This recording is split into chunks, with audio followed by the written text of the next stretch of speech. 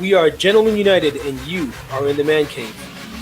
Cassie Jaye is the director of a 2-hour documentary, The Red Pill, which was released in January of this year, and is changing the social narrative around gender politics. She's releasing a series of interviews that didn't make it into the final cut of the movie.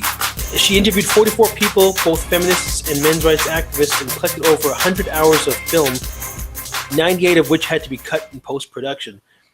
As a Patreon member, I get early release access to these interviews, and we'll review them here with Jasmin for you.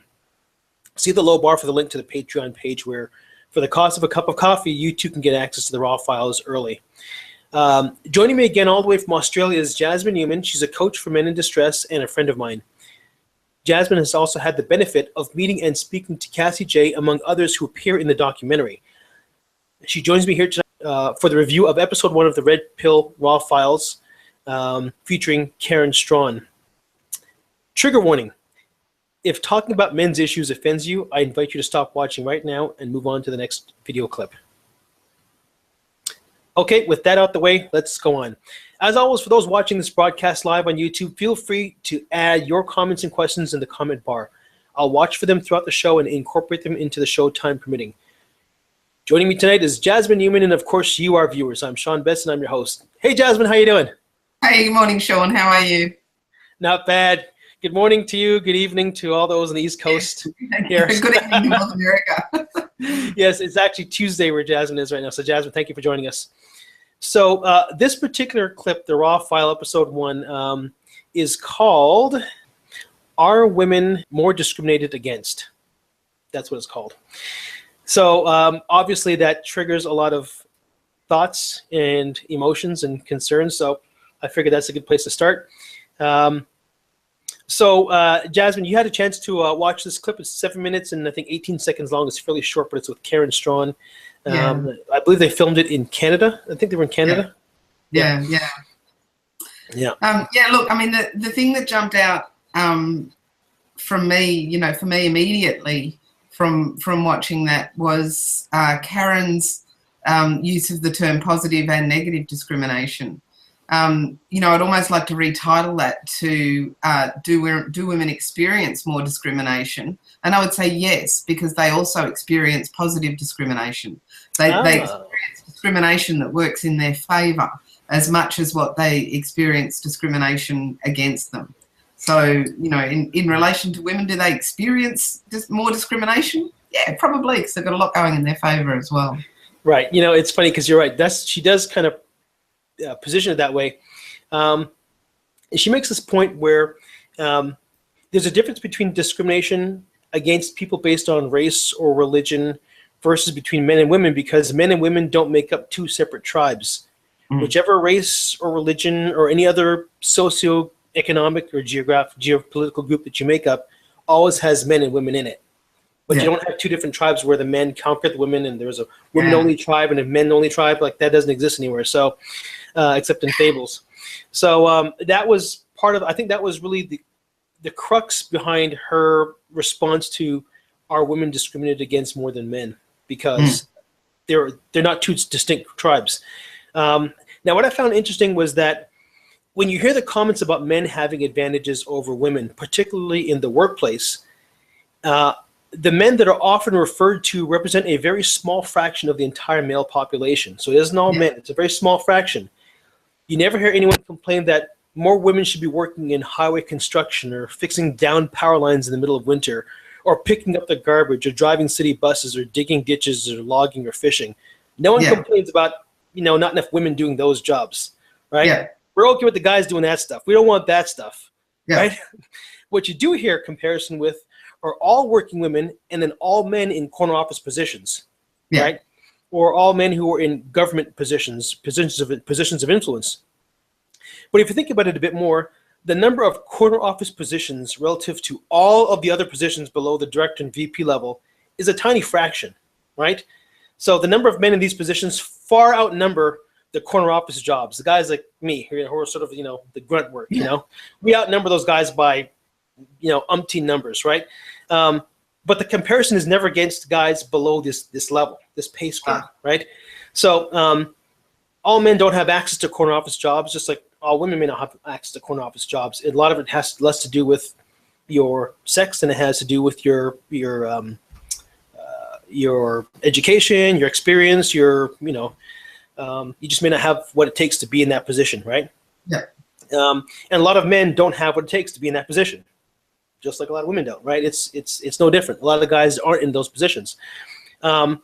But the barometer that is commonly used doesn't consider all men, just the corner office men. So that's sort of my observation. Do you have any thoughts about that? Yeah, look, I agree. I mean, it's a great furphy, for the feminists to throw out there that men are always the ones in positions of power and this kind of thing. And it's like, well, how many people are in positions of power in the country? Is the guy out? I mean, in the outer suburbs, who is getting up at 5 in the morning, or being called out at 3 in the morning to go and clear a pipe, or fix a high voltage wire, or to be the garbage collector. Are they really more privileged? And where are those women who are who say that we've got disparity in positions of power? Do you consider them to be powerful? Because get out there and get amongst it. These right. guys are getting paid danger money for working on high voltage lines. And if that's your idea of a pay gap disparity, then go out there and fight for it, because there'd be a lot of blokes that are kind of saying, well, okay, do your best. So yeah, and I mean, going back to your earlier point though of discrimination. In terms of pitting one tribe against the other, Karen's absolutely right, and I think it's a really, really good point. It's like comparing two different apples from the one tree when you're pitting men and women against each other. Whereas when you're talking about racism, then you're essentially you're talking about, or discrimination in race, then you're talking about comparing apples with oranges, whereas doing it this way, we are cut from the same cloth, and we have until the recent years in feminism, probably the last 50 years, but certainly more prevalent in the last 30 years. We've never before been pitted against each other like this. Like it's just this constant tirade of women suffer more, women suffer from all of these things, and women have it worse, and women this and women that, and you men are, responsible for all of the bad things in the world, and we're just hapless little victims. And it's like, why do we have to have this more or less mentality? Why can't, they don't understand that there's two sides to every coin, and for everything that's going on for women, there's something else that's going on for men. Right, and there's a balancing act there. I mean, the point I made earlier about the different jobs, you were talking just now about danger pay. Part of, and Karen didn't really get into this. I'm not going to get into this because I'm sure that there'll be some episode coming down the line that'll talk about the gender pay gap. But just referencing what you said just a minute ago, yes, a lot of these jobs, like working on high voltage power lines and highway construction and logging and fishing. Those kinds of jobs, and oil rigs, those kinds of jobs, by and large, are usually men who work in those jobs. Not a lot of women work in those jobs. And those jobs also come with, oftentimes with danger pay. There's additional pay because those are dangerous jobs. On the other side of that equation, 97% of workplace deaths are men, because men are in those roles, and those are the danger pay jobs. That's why they get paid the danger pay, because they're more likely to die in the job. No one's going to die in the job sitting in an office, answering the phone, right? Yeah. or sitting in conference calls, unless you die of a heart attack because you just you're not eating properly. But there's no danger pay for the kind of work that I do, right? Yeah. So there's trade-offs. Anyways, I won't get into all that because I'm sure that's coming. Now, one other comment that Karen did make was women using discrimination in their favor. So, for example, women who enhance their appearance by making themselves look younger. Now, obviously, that's the thing that women do. In order to compete with other women and to compete to get men's attention, you try to look younger. It's the makeup, the hair, the whole bit. That's part of That's part of life. That's what, there's a whole industry built on how to stay young and look young and Botox and all this other stuff, right? But what Karen says is that in doing so, in sort of enhancing their youthful appearance, they also sometimes do themselves a disservice, because a youthful appearance also evokes a sense of inexperience.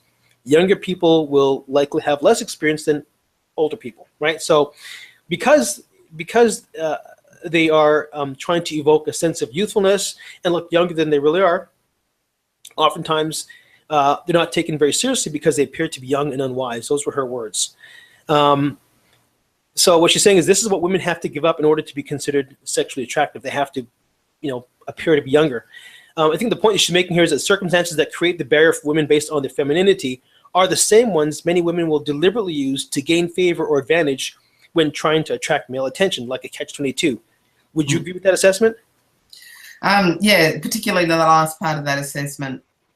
I mean, yeah, I guess women use enhancements to, in their favour. I don't see it as wanting to look younger, but I suppose that's the the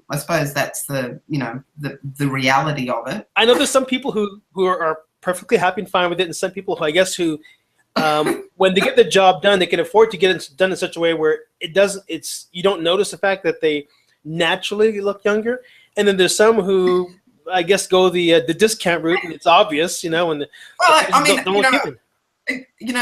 if it came down to money. I'm not so sure about that. I mean, I don't know anybody who's ever had face work done that doesn't look like they've had face work done.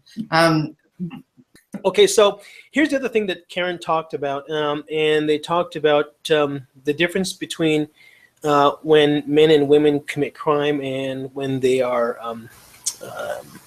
when they receive a sentence for it. So she says the other benefit that is that when a woman commits a crime, her criminal activity is also not taken seriously. Remember we said before, because she looks young, she's not taken very seriously. It's also not taken seriously as if it were committed by a man. People make excuses for like, or diminish the scope of the act. She was stressed, she was confused, PMS, postpartum. There's always these reasons why, make an excuse for her. It's not her fault. It's somebody else's fault. So the woman's actions are always judged less harshly than those same exact actions if done by a man. Now, this one doesn't require logic, because sentencing discrepancies between men and women has been statistically proven for years. Men routinely get sentences that are 63% longer than women for committing the exact same crime. Because they're seen as less capable than men, we give them additional benefits, which by definition demonstrates and justifies discrimination against men. So what do you think about that, about the women being, do you see that, for example, in Australia, women being judged less harshly for the exact same crime that if a man were to perform to commit that act would be charged? Oh, look, absolutely we do. We see it every day. We see it in really severe crimes, murders, that kind of thing. There was actually a story that came up, somebody sent me this morning. I haven't had a chance to post it yet. But a young girl in Adelaide who killed her grandfather. She and her friend killed the girl's grandfather. Two girls killed this old man. And the headline is that the judge says that she has psychological problems. And so it's already leaning for, what we colloquially refer to as the pussy pass, because, that's the headline. That's the one line that we're going to take away, that she's got psychological problems. Well, the bloke who killed his wife also has psychological problems. Anybody who kills somebody else, or with the exception, the very, very rare minority, they have psychological problems. This girl killed her grandfather for money. And reading between the lines, the girl's actually tried to throw in an allegation of sexual abuse by the grandfather to try and justify it. The judge didn't have a bar of that, thank goodness, because otherwise then that just completely defames him in his death. I mean, she was highly motivated to kill him for money. She knew where he kept his money. Yeah, and so, you know, we treat women sympathetically that way. I don't particularly agree with Karen on the youthfulness in this. You know, I mean, I understand where she's coming from, but I think, you know, we kind of lose that once we're sort of, you know, mid-20s, really. I don't, you know, and girls, you know, young girls, 17, 18-year-olds are trying to make themselves look older so that they can be taken more seriously. So, you know, I understand it, but I don't really think that it plays in on the bigger picture. But when, you know, I think we've spoken before about the woman in Cairns who killed her 7 children and a niece. So she killed 8 children. She butchered them to death with a knife. Now, she was coming off a drug addiction, and she had, you know, a psychosis from that. And so she's never going to stand trial. You know, they've put her in a mental health ward, and she will never stand trial. Had she been a man, there would be no excuse for her drug addiction, for her psychosis, for anything else. There would be no sympathy towards her. I have heard people say, I've seen people say online, that she is the victim in all of this. Are you bloody kidding me? 8 children are dead, not by poison or by shooting them. No, close with a knife. To death, yeah, and one after the other after the other. The other children saw their siblings being murdered, but she's the victim? Like, no way. There is just no way. And, it, you know, just like if a man had done that, there is also no excuse. You know, yep. Put them in jail, make them stand trial, put them in jail, end of story. Mm-hmm. Sure, okay, they might need, you know, mental health care, but she should have stood trial. You know, she should have stood trial just like a man should have stood trial. And there's in those ways we do see it all the time, and it's wrong. Right. Very wrong. You know, again, when you go back to the whole conversation about, you know, equality, no one's fighting for equality of sentencing, right? Nobody wants that, right? Yeah. So if I kill 8 kids, yeah, exactly. If I'm a mother and I kill my 8 kids, you know, cut me some slack. I was having problems. I'm having a bad day. If I'm a guy, nobody wants to even hear that. They're actually doing it in. They're actually doing the opposite in Australia. Our women's prisons are full, and they're saying we have to stop sentencing women. Not we have to build more prison. We have to stop sentencing women. It's wrong to put mothers in prison. Well, then mothers shouldn't murder. You know, but why is it okay to put fathers in prison? You know, what about their connection to their children? Why aren't fathers getting access visits with their kids? Why aren't fathers allowed to have their children for the first 2 years? You know, blah blah blah, and they bring it all around breastfeeding. Most of these women aren't breastfeeding. Yeah, that's positive discrimination for you right there. There you go. That's a great example of that. You know, one of the things that Karen also mentioned was. Her comment was discrimination, and I want to see what your thoughts are about this. She says, discrimination against women cannot exist without discrimination against men at the same time. So the example she uses here is she's talking about infantilization. So I think we talked about this already to a certain degree.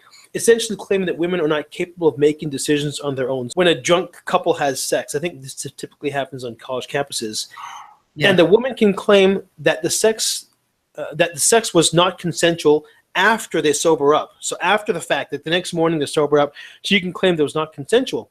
Now, this places the obligation on the man in the situation to be accountable, not only for his decision, good or bad, but that he's also accountable for her decision, as if she's not capable of being accountable for her own decisions as an adult woman. Yeah. So essentially it makes him out to be the only adult in the room. This infantilizes her by essentially saying that because she is an inebriated woman, she's not capable of making sound decisions, but that an inebriated man can apparently make. Yeah. So in essence, right. In essence, the legal discrimination here against her being treated as a child ends up being legal discrimination against him, as he's held accountable for another adult's inability to be accountable for themselves. It's mind blowing, but nobody will discuss it because, you know, we're shut down with. You know, that's victim blaming. You can't do that. Well, you know what? We have to. These are really uncomfortable conversations, but we have to have them. And I mean, you know, this so-called rape epidemic and rape crisis that we have. I mean, we're starting to see the emergence of it here on campuses here as well. And I mean, it really has been born in the States and probably in Canada as well. And it's, you know, Australia was quick to go, yes, we can jump on that bandwagon because, you know, we can have this. I was actually discussing this last night. There was a young woman, it was about 18 months ago, she hit the press, saying that, you know, doing a very articulate interview, very together young woman, and you know, not, she wasn't overly emotive or anything. So what I'm saying is that she was obviously very cognizant of what she was saying. She didn't sound like somebody who was fearful or you know, really worried. But what she was saying was that she claims she had been raped, that she went to the college because she wanted the guy removed. They said, you've got to go to the police. She refused to go to the police. So she refused to go to the police. She refused to have a rape test done. She refused all of the option, you know, the offers to, you know, have him like formally reported, but she wants him removed from campus. And she's saying, you know, this is, and it's like, so you're saying that the campus has a sexual discrimination policy protecting these men, but you're not doing the things that you're responsible for doing, like going to the police and reporting it. You know, like that, like it's obvious. But, you know, and you know, we jump on that saying, well, not we, but, you know, the campus feminist movement will jump on that and say, you know, yes, we have to stop rape on campus and these men just have to be dismissed. Well, you know, in what, you know, what are we, 1984? Like, you know, it's become that ridiculous.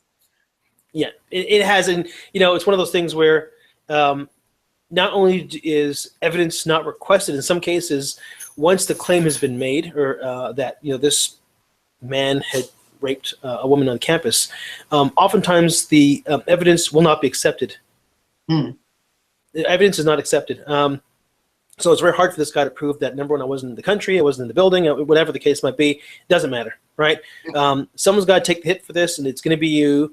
And it's one of those things where once it makes it out into public light, this claim is made in the public light, it's no longer, you know, innocent until proven guilty. It's guilty, and even until proven innocent, because even when you're proven innocent, oftentimes the clearing your name doesn't happen in the same light, in the same bright lights as the guilt claim happens. Yeah. So oftentimes people don't know that, okay, the case was found to be found not to have any basis in fact, and this guy's clear. That usually doesn't make it out in the media in the same way, and that person's life is completely ruined forevermore from that point on, right or wrong, right? Yeah. So that's where in this another case where it works against men, in women's favor against men. One of the last comments that Karen makes is she mentions that there was an ad she once saw that said there were X million of children around the world who are deprived of an education. Half of them are girls. Yeah. What are the other half? Yeah. Right? This is one of those red pill things that once you notice them, you know, this is one of the things unseen, can it? You can't unnotice it. You know, for example, you hear these news reports that say, you know, 150 people were killed in a bomb attack in Afghanistan. 45 of them are women and children. Yeah. What were the other 105? Were they Martians or cockroaches? Yeah, I mean, it's a classic example of what we describe as gynocentrism. You know, a world that's viewed through the feminine prism, a world where women and children matter and men are disposable. And if they put in the headline something about women and children, people will take notice, because what a catastrophe that something should happen to women and children. And I mean, and by that we mean women and girls too, not boy children, just girl children. And so, you know, it's and so often we see, you know, women and girls, and you know, we had an office here for women and girls, and I actually believe that it was through the rise of the men's movement that really forced that to get changed. I was particularly outspoken about it because they changed it to women and children. But for a decade, they considered it to be okay that it was just women and girls. Well, what about boys? You know, if you're not going to, like, if we don't have an office for men and boys, then you can't have an office for women and girls. You know, it's, what about our boy children? Do they just not matter just because of gender? You know, there's all these ways that they will find to discriminate. And I think You know, things like Boko Haram and you know, those kind of things. And you know, in countries, in war-torn countries where, okay, women, you know, women don't have an education, you know, boys or girls don't have the right to an education. Well, often boys don't have a right to a life, period, you know, just to life. They're getting murdered because they're boys, or they're conscripted to war. That wasn't their choice of life either. And so, you know, interestingly, I do watch a fair bit of, you know, feminist-based stories and you know, occasional YouTubes and clips, particularly from war-torn areas, because I try and get my head around what's actually going on for them in the real world, where there is, you know, where there is sexism, where there is misogyny. And I was listening to this young girl talking about the abuse that the women, she was, I can't remember which country it was, but in North Africa, I can't actually remember specifically now. But she grew up in a country where the father came home once a year, procreated and left. You know, like, so they only saw the dad once a year. And when he came home, he would beat his wife into submission, and you know, would essentially rape her, and you know, she would bear another child. By the time he came back, there was a 3-month-old, and she'd be pregnant again. And she was forbidden the girls were forbidden to have an education past a certain point. So she rose above that, and you know, she was fighting against that. And you know, when I see stories like that, I go, you know, this shit is real. This is real stuff. This is real sexism. This is real misogyny. This is real, you know, like deprivation of liberties for women. Like, I completely understand that. But what wasn't discussed was what's happening to those boy children. You know, like what is happening to them. Like, I understand at her father's level of, you know, a sense of power and control, and him having that power and control in the relationships. That's real power and control. But what's happening to those boys? You know, are the boys prohibited from education? Are there all these boys only schools in Africa? Because, you know, we talk about the fact that women are precluded from education, but so what? Are there all these boys only schools? Because I don't ever hear about those. You know, they don't ever compare and say, here's the boys' school, there's no school for girls. It's just that we talk about the lack of education for girls. But I actually don't know what's going on for boys, apart from that they're conscripted to war. Well, and to your point, you know, when you talk about those parts of the world where women really are treated as less than human, you don't hear the feminists fighting about that at all. You don't see them flying across to Sudan or these other countries where women are being. No, that doesn't come up. That's not particularly a point of interest, when in fact it really should be. Those people are really suffering. Those are real people who need help. And to your point, I was watching this report. I think it might have been on 60 Minutes. I could be mistaken. I may have that wrong. But it was talking about boys in, I think it was Afghanistan, where the boys are actually taken and made to put on makeup to look like girls. And yes. They're made to look like girls. They're made to behave like girls, dress like girls, put on makeup like girls. The dancing boys. But that's what they were called, wasn't it? I believe it's something like that, dancing boys, and they are actually sexually abused by the men. Yeah. Nobody says anything about those boys. Nobody cares that they're being raped by the men, and they're being dressed up like girls, basically. Well, it's not gay sex because they're dressed up like girls. So, you know, like, homosexuality is forbidden, but so let's dress them up like a girl, and then we can have sex with them because they act like girls. So, you know, they're not seen, you know, they're no longer seen to be. So not only, you know, are their civil liberties violated, their right to their own identity is completely violated. But they, you know, they have a roof over their head, and they're essentially well treated. Like, really? You know, it's appalling. And you know, there's all of these crimes that are going on around the world against boys, and yet, you know, we simply don't discuss them. And you know, that has to change. We have to start to bring those. But going back to one of my earlier comments, I'm not sure if it was on air or off air, but, you know, talking about this more mentality, that women are victimised more, that women are discriminated against more.